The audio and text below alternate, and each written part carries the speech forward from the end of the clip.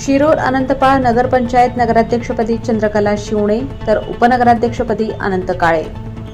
शिरूर अनंतपाळ नगरपंचायतच्या नगराध्यक्षपदी चंद्रकला शिवाजीराव शिवणे यांची तर उपनगराध्यक्षपदी अनंत जनार्दन काळे यांची बिनविरोध निवड झाली आहे। निवडीनंतर नूतन नगराध्यक्ष व उपनगराध्यक्ष यांचा उपविभागीय शरद झाडके व मुख्याधिकारी रोहित आरबोळे यांच्या हस्ते सत्कार करण्यात आला।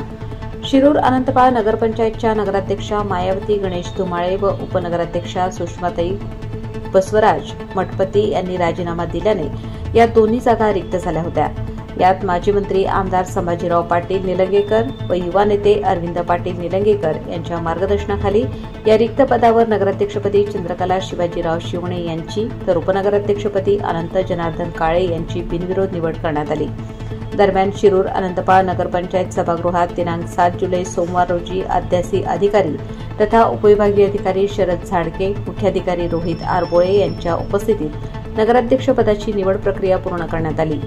यात नगराध्यक्षपदासाठी चंद्रकला शिवाजीराव शिवणे यांची निवड घोषित करण्यात आली, तर उपनगराध्यक्षपदासाठी अनंत जनार्दन काळे यांचा एकमेव अर्ज आल्याने त्यांची उपनगराध्यक्षपदी निवड जाहीर करण्यात आली। सर्वांच्या सहकार्याने शहराचा विकास साधणार।